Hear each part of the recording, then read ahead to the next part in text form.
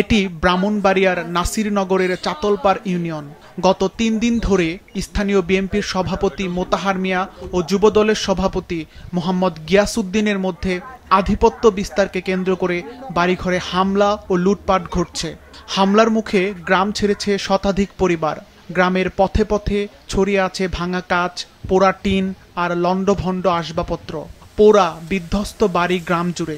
2 থেকে 3টি পোড়া বাড়ি থেকে ধোঁয়া উঠতেও দেখা যায়। আমার গায়ে যত অলংকার আছে সব খুইলা নিছে। আমার আলমারি টালমারি ভাঙ্গা, কিছু টাকা পয়সা ছিল, লাখ 10 টাকা ছিল, 5-7 ভরি স্বর্ণ ছিল, সব কিছু নিছে। গরজিদা আছেন প্রত্যেক স্বর্ণ আছি আমার ভূতে গরু বেচে ঠেটো আনে থইছে 2 লাখ টাকা নিছে, আর গরু নিছে 10-12টা। চাউল ডাউল যা কিছু আছে টাকা পয়সা গয়নাগাটি সব কিছু নিয়ে গেছে। 3 দিন ধরে আমরা উপাস।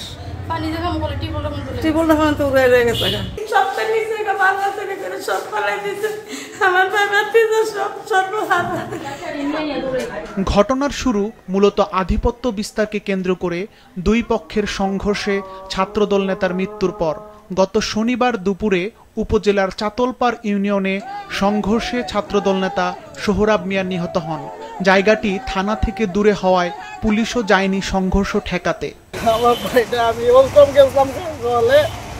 আমি কইছি তুই বাজারে যা দন্ডা ফুলগা বাজারে দর বুঝছে আর এই গোষ্ঠীগত ঝামেলা আপনার শুনছে পরে ব্যবসা করে তো দূর থেকে গেছে পরে নিরস্ত্র ধরে বাইরে লাগে আমার বাইরে ছাত্র।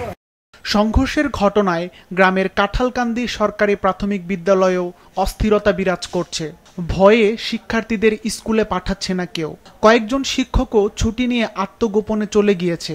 স্কুলের 21 জন শিক্ষার্থী প্রথম সাময়িক পরীক্ষায় ভয়ে অংশ নেয়নি। স্কুলে স্টুডেন্ট না আসার কারণ হলো এই যে গ্রামের মধ্যে যে একটা গোলমাল হয়েছে, এটা একটা 2টা গোষ্ঠী, বড় বড় গোষ্ঠী গ্রামের মধ্যে যারা বেশি অংশ জুড়ে আছে, এই 2টা গোষ্ঠী, এদের বাচ্চারাই বেশি, এরা মানে নিরাপত্তার অভাব বোধ করতেছে হয়তো। সংঘর্ষের 5 দিন পর গ্রামটিতে আজ অল্প সংখ্যক পুলিশ মোতায়েন করা হয়েছে।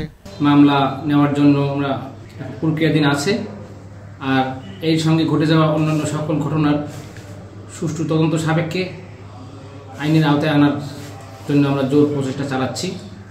আর নিরাপত্তাহীনতার যে বিষয়টি বলছেন সেটি কিছুটা আছে সত্য কথা, তবে আগের যেই সংখ্যাটা ছিল সেই সংখ্যাটা এখন আর নেই। আমরা জেলা থেকে অতিরিক্ত ফোর্স এনেছি, গতকালকে আর্মির একটি টিম এসেছিল, সব কিছু মিলে এখন সেই আগের অবস্থাটা নেই। ইনশাল্লাহ সময় যত পার হচ্ছে ততই এটা আরো ভালোর দিকে যাচ্ছে। ব্রাহ্মণবাড়িয়ার নাসিরনগরে গত 6 মাসে অন্তত 15টি সংঘর্ষের ঘটনা ঘটেছে। এসব সংঘর্ষে শতাধিক মানুষ আহত হয়েছে। সিফাত রহমান, মাছরাঙ্গা, নিউজ ডেস্ক।